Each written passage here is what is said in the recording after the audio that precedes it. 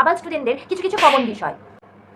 ভাই, আমরা কিছু কিছু আবাল স্টুডেন্ট আছি যারা জানি না যে পরীক্ষার আগের দিন কি পরীক্ষা আছে, আর সব থেকে বড় কথা কি সিলেবাস আছে সেটাই জানি না। সেই জন্য বন্ধুকে ফোন করি, আরে কি পরীক্ষার সিলেবাস আছে একটু বলে দাও তো। আমি সারা বছর বসে বসে ভাবতে থাকি, আজ পড়বো, কাল পড়বো, পরশু পড়বো, অপরশু পড়বো। তারপরে মূল সময় যখন পরীক্ষার সময় আসে তখন আমি ভাবি কি পড়বো, কি সিলেবাস ছিল।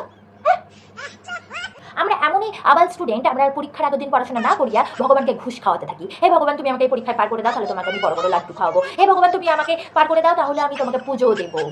তাই ভগবানও কনফিউজড হয়ে যায়, এটা আমার সত্যিকারের ভক্ত না অভক্ত। আর 24 ঘন্টায় একদিন হয় সবাই আমরা জানি, কিন্তু আমাদের মতো আবাল স্টুডেন্টদের কাছে 36 ঘন্টায় যদি একদিন হতো তাহলে খুব ভালো হতো। তাই আমরা ওই 24 ঘন্টার মধ্যে পড়াশোনা করার চেষ্টা করি না। ওই 24 ঘন্টার মধ্যে আমরা 1 ঘন্টাও পড়তে বসি না, শুধু আমরা আবার স্টুডেন্টের মতো টুকলি টুকতে থাকি। 1 ঘন্টা, 2 ঘন্টা, 4 ঘন্টা, 5 ঘন্টা, 6 ঘন্টা, 10 ঘন্টা হয়ে যায় তখনও টুকলি টুকতে থাকি। এটাই হলো আমরা আবাল স্টুডেন্ট। আমরা ওই টুকলিগুলোকে লুকাতে এতটাই ব্যস্ত হয়ে পড়ি যেন দেখে মনে হয় যে আমরা ওই টুকলিতে মাস্টার্স করে এসেছি। আর আমরা এমন জায়গায় লুকাতে থাকি যেন কোনো বাপের বাপ খুঁজে না পায়। আমরা এমনই আবার স্টুডেন্ট, সারা বছর পড়াশোনা করি না, তার রেজাল্টের আগের দিন চিন্তা হয়। রাতের আকাশে ওই জন্য তাকিয়ে চিন্তা করি কি হবে কি হবে কি হবে। ওই রাতের আকাশে যে পাখিগুলো থাকে সেও আমাকে দেখে লজ্জা পেয়ে যায়, বলে কি হবে, তুমি তার পড়াশোনাই করনি, তাহলে রেজাল্টের কথা চিন্তা করছো কেন, রাত 3টে বাজছে, এবার ঘুমাও। পাখিগুলো চলে গেছে, আমার কি অবস্থা। মান সম্মান আর রইল না, আমার মান সম্মান আর রইল না।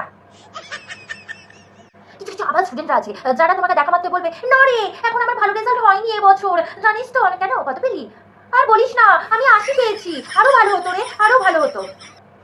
তাহলে আমি নিজেকে কি বলবো, যদি ওরা 80 মার্কস পেয়ে বলে আমি ভালো রেজাল্ট করিনি, তাহলে নিজেকে কি বলবো আমি। আমার ঘরের লোক জানে যে আমার অকাত কতটা, সেই জন্য আমার ঘরের লোক বলেছে যদি তুই ফেল করে যাস তাহলে তোর বিয়া দিয়ে দেবো। আমার মতো আবার স্টুডেন্টরা শুধু দেখে যে পাস করেছি কিনা, বাস পাস করে গেলেই তখন আমি নাচতে নাচতে স্কুল থেকে বেরিয়ে যখন আসি তখন ওইরকম আবার স্টুডেন্টের সাথে আমার দেখা হয়। আর যখন বলে যে না রে 80 মার্কস পেয়েছি ভালো হয়নি, খুব একটা আরো ভালো হতো, তখন নিজেকে মনে হয় মারো, কই বুঝে মারো।